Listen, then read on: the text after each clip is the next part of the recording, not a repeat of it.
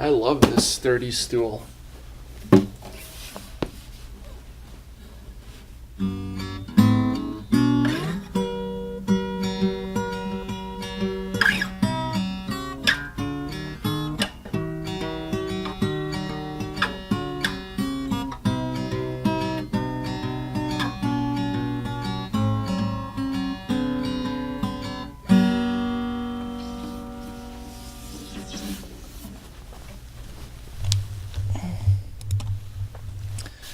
Most of you who know me understand that I am a chronic music head. I enjoy participating in, listening to, and watching music being created. I'm always amazed at how a song that I enjoyed when I was a younger man has changed in meaning and context as I've gained experience and knowledge from a deeper understanding of the world around me. Blackbird by the Beatles, which is the song I was just playing, has been a favorite song of mine since I was a wee lad. Initially, I connected with this song because it was about a blackbird, and I loved watching the red-winged blackbirds that soared around our farm, and thought how cool it would be if I could join them in their flight over the surrounding fields and farmland.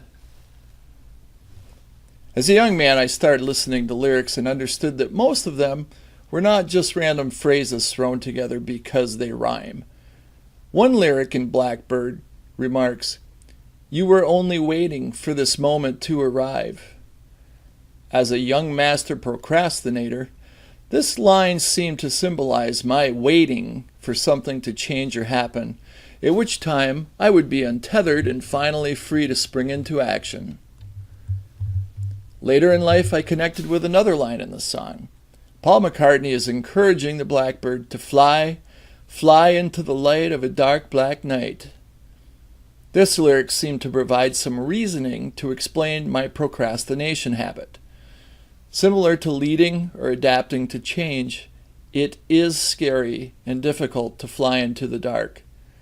It is much less scary to wait for the morning light, the glow of a full moon, or to follow other blackbirds that are a bit braver than I. Oh, hi. Little change in venue. But now I'd like to share my thoughts about our profession and our impact on the communities that we're all part of, which really has nothing much to do with the story I just told you. I just like to talk. Pharmacy excites me. Pharmacy excites me because of the opportunities that exist now and the opportunities that are yet to be realized. Pharmacy excites me because of the profound impact pharmacist-provided care can have on our patients' health and quality of life. After 22 years as a practicing community pharmacist, I have firsthand knowledge of this impact as evidenced by the cookies, cakes, cards, and the cactus plant that I received from grateful patients over the years. The best gift has been the hairs on the back of my neck standing on end while listening to a patient express the gratitude they have for the care I provided to their dying parent, their asthmatic child, or that I helped them quit smoking. Pharmacy is meaningless and has no purpose without the patient. In my mind, everything that we do as pharmacists and healthcare professionals should be beneficial to patients and public health. Much like a sturdy stool that supports the musician, pharmacy supports the patient. Much like the sturdy stool, you could say pharmacy has 4 legs to keep our platform stable and level and to keep the patient out of the mud puddle below. As the soon-to-be proud president of the Minnesota Pharmacists Association, it is within my official powers, at least for a year, to name the 4 legs of our profession whatever I want. All kidding aside, I believe these 4 legs are interdependent on each other and dependent on all of us in the pharmacy community. I ask that you consider incorporating each of these into your daily routine. Even an investment of a few seconds a day will compound logarithmic dividends. Leg 1 is developing and facilitating leaders. The Minnesota Pharmacists Association and Minnesota Pharmacy have a long and proud history of leadership dating back to our founding in 1883 and acting as the driving force behind the creation of the College of Pharmacy and the Board of Pharmacy.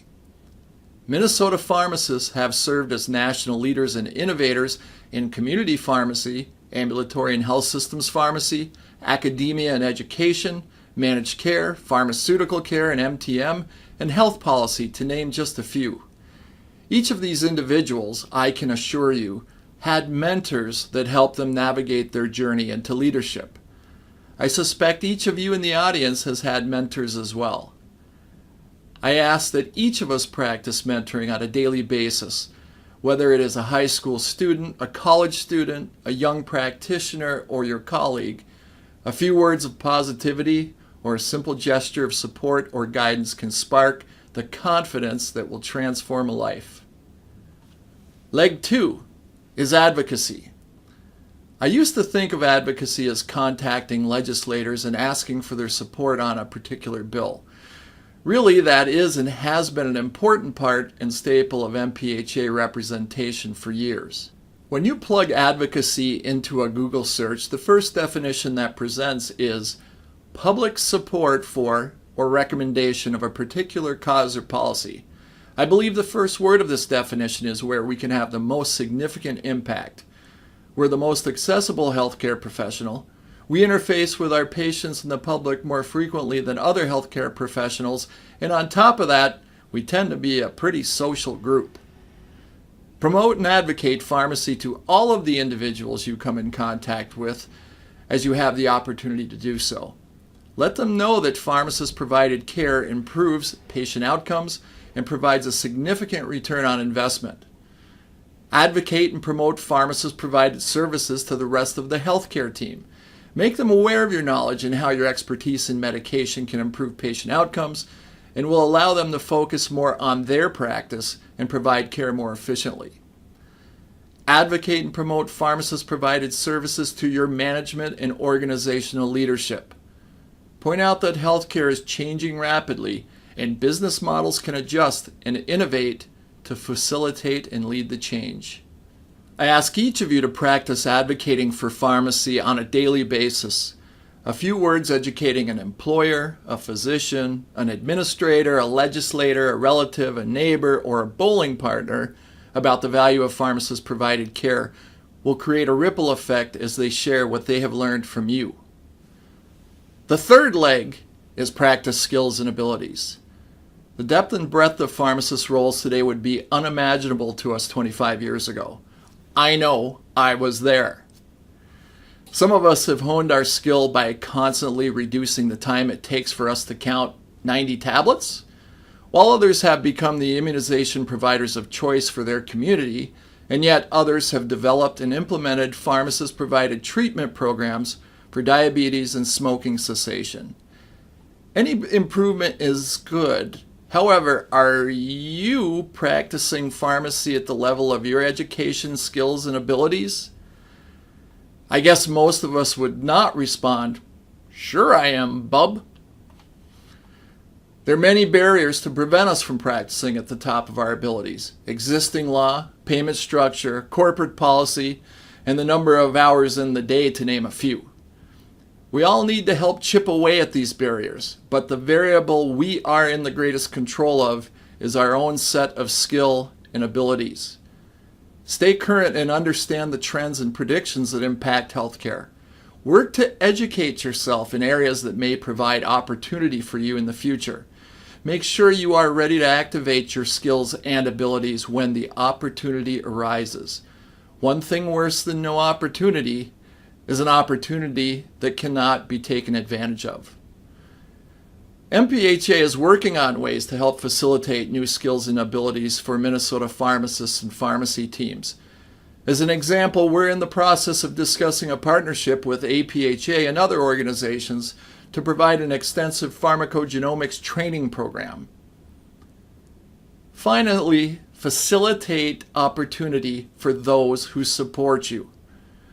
Whether they're technicians, clerks, or colleagues, allow them to function at the level of their education, skills, and abilities. This will greatly improve your chances of doing the same. And in fact, back during the big pharmacy shortage a long time ago, it was only because of my incredible group of technicians that carried me through that rough stretch where I was by myself for 2.5 years of the first 5 years I worked at this pharmacy. And I believe one of those incredible technicians is in the audience. Dina, you want to raise your hand? Thank you very much for your support. And thanks for coming to the meeting. The fourth leg is collaboration and connection. This is probably the most important leg. As a profession, we're pharmacists and have the word pharmacist on our diploma. We practice in a wide variety of settings. We may be a pharmacist in a community practice, a health system, a PBM, or a nuclear pharmacy. It still says pharmacist on our diploma. If our goals as pharmacists are to advance the profession of pharmacy, to improve patient outcomes and public health, either directly or indirectly, we need to embrace that commonality. Focusing on our differences in our practice setting or place of employment is detrimental and diminishing to the profession as a whole. On the other hand, if we focus on our commonality as pharmacists and utilize our differences to augment the diversity of our viewpoints, great things can happen. The Pharmacy Advocacy Task Force, or PATF, is a shining example of positive collaboration. This group is currently co-chaired by MPhA past president Jill Strakowski and MSHP past president Rachel Root, which I believe are both in the audience. Could you two raise your hands? And thank you very much for your service. It also includes representatives from the College of Pharmacy, MCCP, DAP, and the Board of Pharmacy, to name just a few. In the past year that I've been involved with this group, I've been amazed at the cohesiveness and power of harnessing our common goal of improving patient outcomes through advancing pharmacy practice. MPhA will continue to expand upon our connection to pharmacists across the state. This connection will provide news and information to our members, but will also provide an opportunity for you to provide feedback on ways MPhA can support you, your practice, and the outcomes of your patients. As the board of directors of your professional association, we were elected to represent you in the direction of the Minnesota Pharmacists Association, and we are honored to do so. I certainly could not cover all the important aspects of these four legs. I will elaborate in greater detail in future issues of Minnesota Pharmacists. I'd like to thank the executive finance team, Michelle, Molly, Marcia, Doug, Tony, and Reed, and all of the board members for their guidance, which I have contracted for the next 3 years. Thanks to my boss, Dean Linda Wellage, for supporting my service to the profession. Thanks also to my many, many mentors that have impacted my world. You know who you are. Most of all, thanks to the members of the Minnesota Pharmacists Association for providing me with this honor of serving you. I'm very sorry that I can't be with you right now to enjoy this wonderful meeting. I'm in Portugal right now with 8 very brilliant, enterprising students as we compare differences in healthcare delivery and policy in our 2 different countries. While I'm not there with you physically, I am in fact with you in spirit and cardboard. To summarize my asks, base your actions on what is best for patient and public health outcomes, either directly or indirectly. Mentor, advocate, learn and train, connect and collaborate a little bit each day. Be prepared to fly into the light of the dark black night. The moment has arrived. Thank you.